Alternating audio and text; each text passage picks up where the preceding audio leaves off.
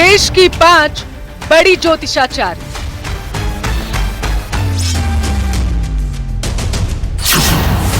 आज बताएंगी किसकी बनेगी सरकार।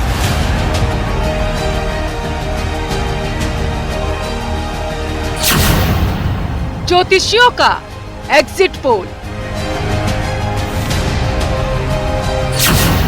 मतगणना से पहले सबसे बड़ी भविष्यवाणी,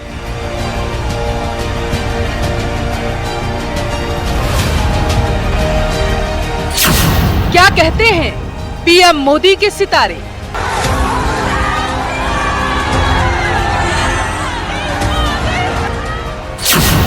क्या कहती है राहुल और अखिलेश की किस्मत।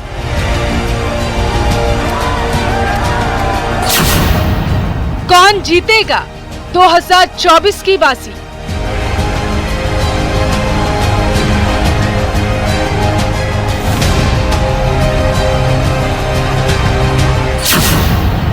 सितारों की चाल किसको दिलाएगी ताज।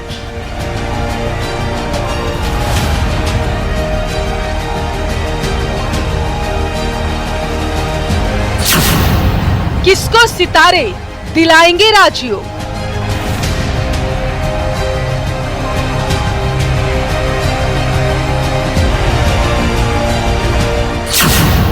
हर सवाल का जवाब देंगी 5 ज्योतिषाचार्य। देखिए ज्योतिषियों का एग्जिट पोल। नमस्कार, बहुत स्वागत है आप सभी का हमारे खास शो में ज्योतिषाचार्यों का एग्जिट पोल। राजनीति यानी कि एक ऐसी नीति बनाना जिसके जरिए आप किसी एक पद पर राज कर सके। लेकिन आज के दौर में सिर्फ नीति बनाने से काम नहीं चलता, आपकी कुंडली में वो राजयोग होना भी जरूरी होता है। और वही राजयोग इस बार दिखाई दे रहा है प्रधानमंत्री नरेंद्र मोदी की कुंडली में, क्योंकि देश भर के अलग अलग एजेंसियों के जो एग्जिट पोल हैं वो दिखा रहे हैं कि एक बार फिर से मोदी सरकार यानी कि एनडीए की सरकार बनने जा रही है। लेकिन क्या एक बार फिर से प्रधानमंत्री नरेंद्र मोदी हैट्रिक लगाएंगे, जानेंगे हम। हमारे साथ देश की 5 बड़ी ज्योतिषाचार्य मौजूद हैं जिनसे हम चर्चा करेंगे, बातचीत करेंगे और अन्य नेताओं के सितारों के बारे में भी जानेंगे कि इस बार के परिणाम 2024 लोकसभा चुनाव के परिणाम उनके लिए कैसे रहेंगे। चलिए तो इंट्रोड्यूस करवा देती हूँ। सबसे पहले मैं, हमारे साथ 5 ज्योतिषाचार्य इस वक्त न्यूज रूम में मौजूद हैं।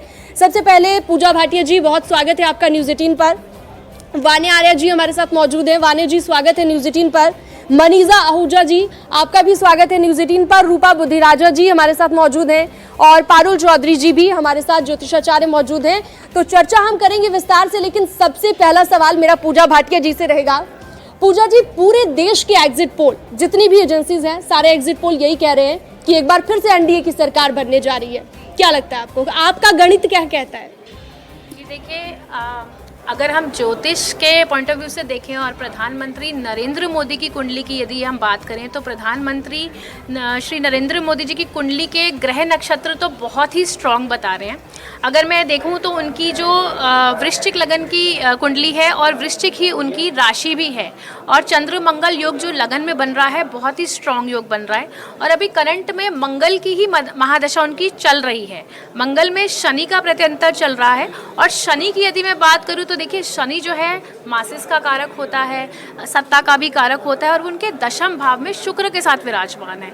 और अगर मैं गुरु की बात करूं तो चौथे भाव में गुरु का अपने आप में होना उन्हें मासेस में बहुत लोकप्रिय बना रहा है। तो डेफिनेटली उनके ग्रह नक्षत्र तो काफ़ी पॉजिटिव हैं। और अगर मैं अभी करंट ट्रांजिट ऑफ प्लैनेट्स की भी बात करती हूँ तो ट्रांजिट में भी जो गुरु देव हैं वो चंद्रमा से गज केसरी योग बना रहे हैं, और साथ ही शनिदेव जो है चंद्र कुंडली से चौथे भाव में आ रहे हैं जो उनके 10वें भाव को देख रहे हैं। तो डेफिनेटली ग्रह नक्षत्र तो बहुत पॉजिटिव है।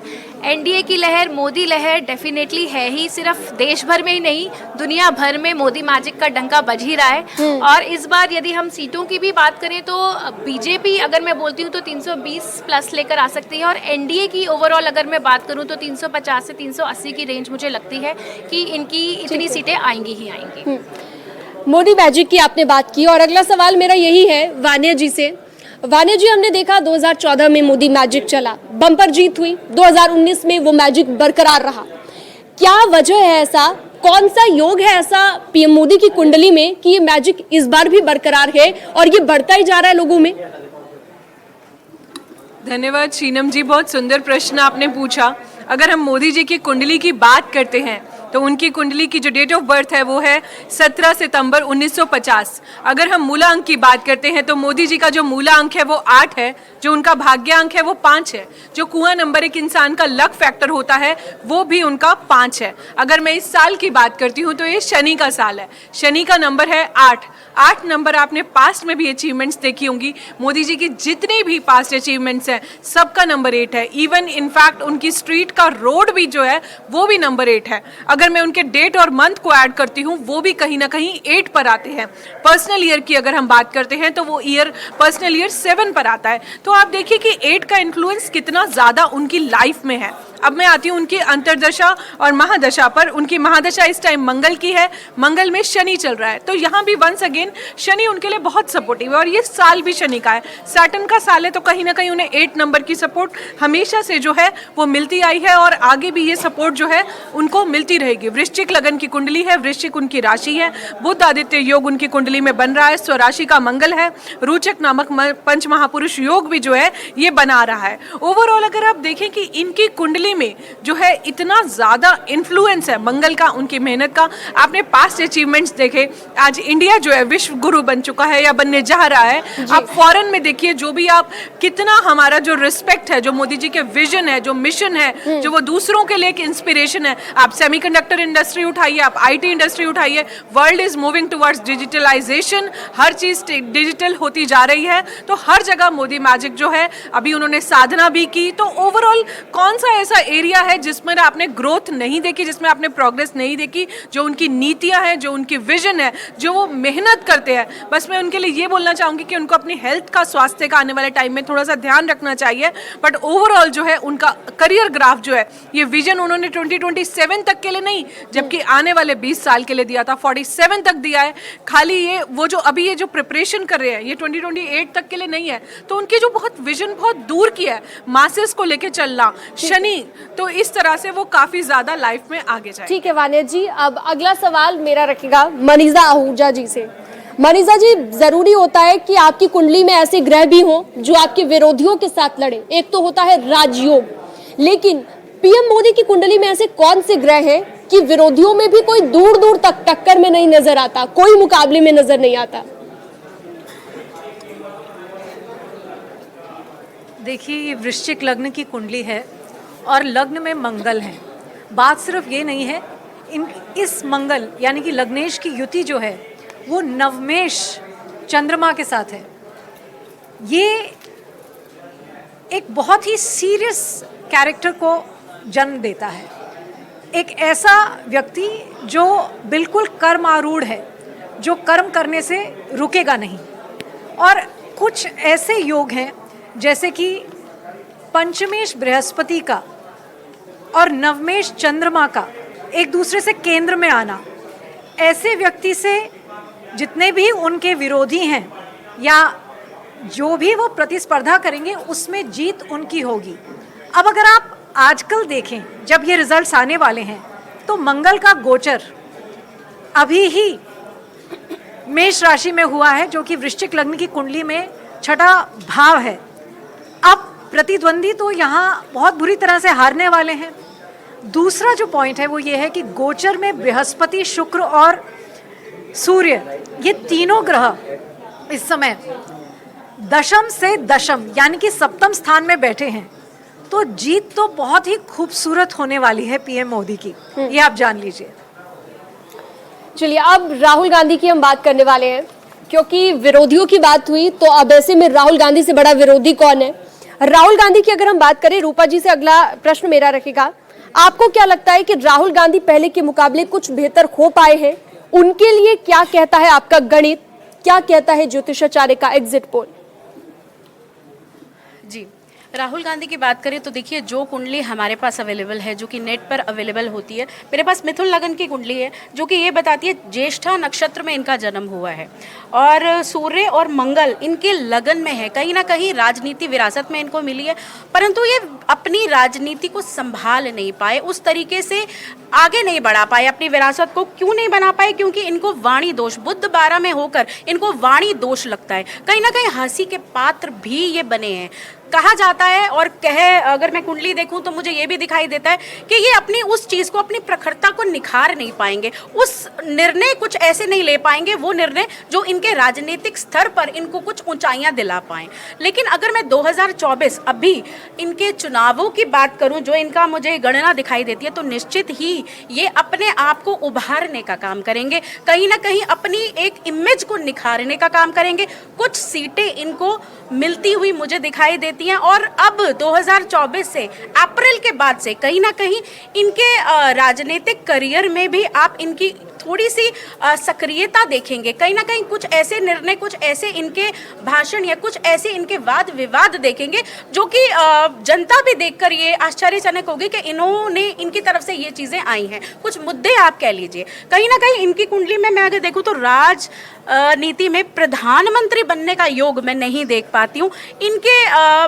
कुछ इनके कारण जो कुंडली में बताते हैं वो यही बताते हैं, ये सहयोगी जरूर रहेंगे कांग्रेस के, ये कहीं ना कहीं सहयोगी तरीके से काम करते रहेंगे, परंतु इनकी कुंडली में कुछ विशेषकर और प्रबल योग राजनीति से संबंधित मैं नहीं देख पा रही हूँ।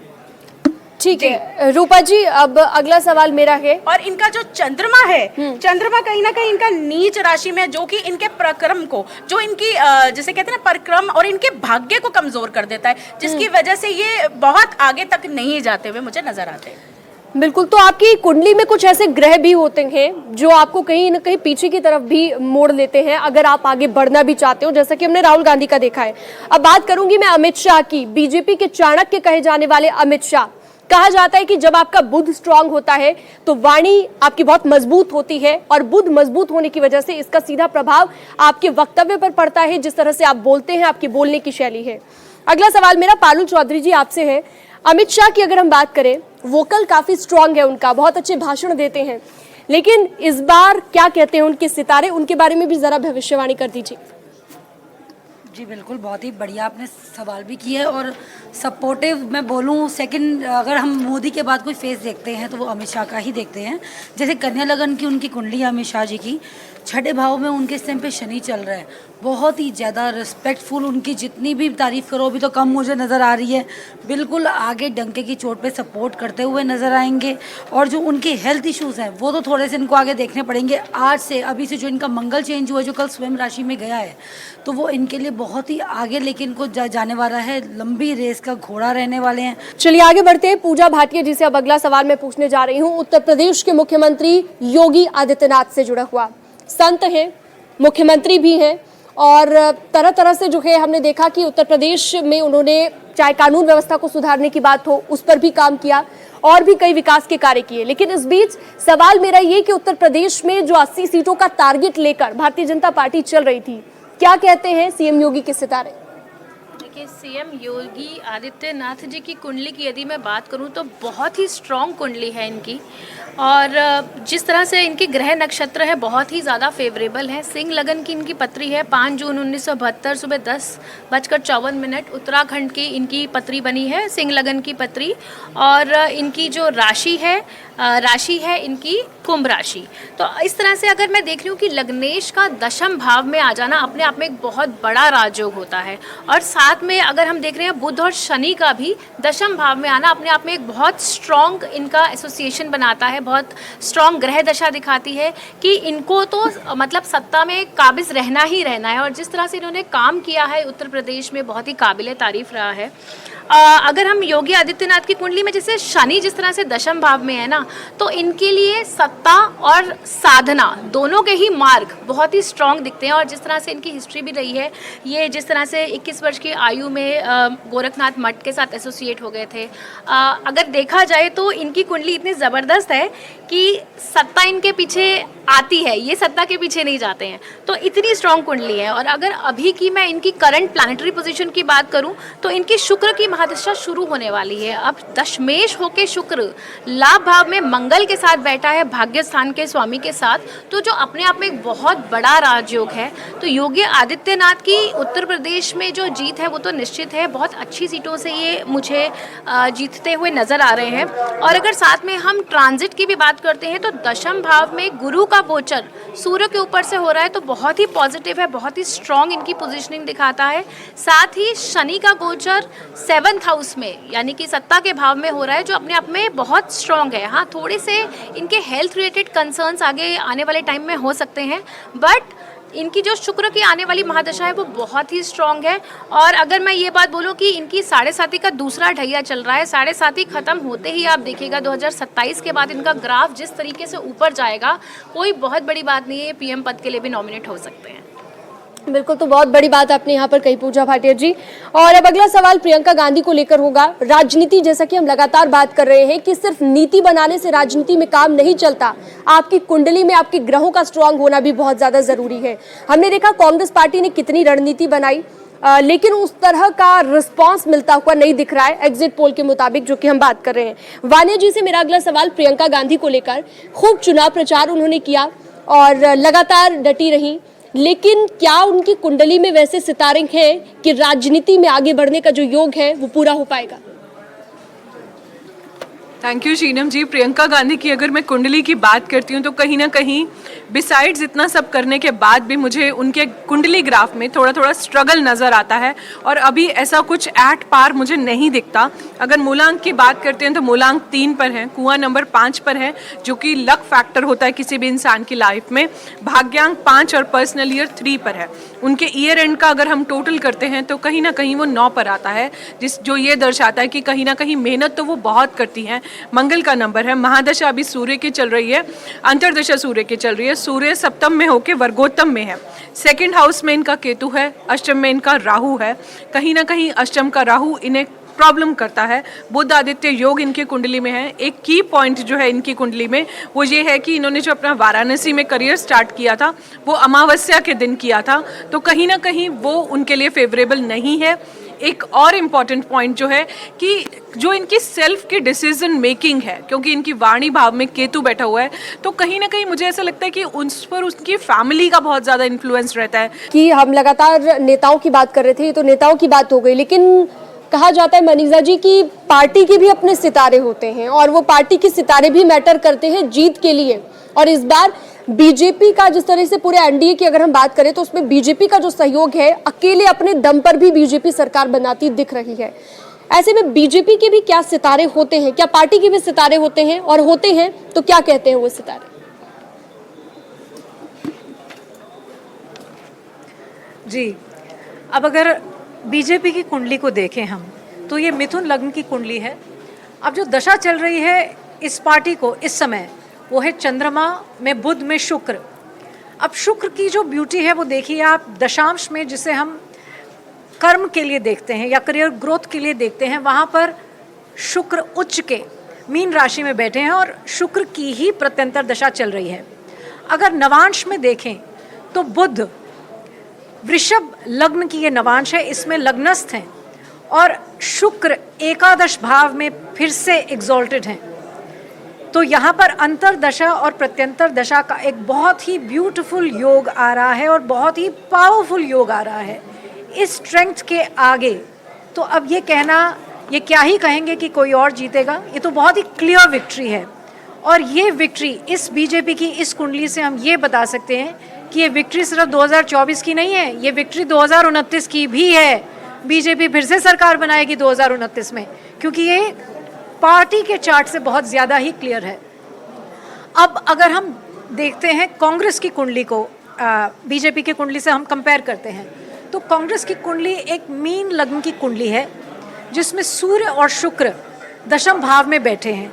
सूर्य इस कुंडली का षष्ठेश है और शुक्र इस कुंडली का अष्टमेश है। दोनों युति बनाकर दशम भाव में बैठे हैं, बृहस्पति से दृष्ट हैं। ये एक इंटरेस्टिंग पॉइंट है क्योंकि बृहस्पति दशमेश है और अपने ही भाव को दृष्ट कर रहे हैं। अब जो दशाएं चल रही हैं वो है बृहस्पति में राहु में सूर्य।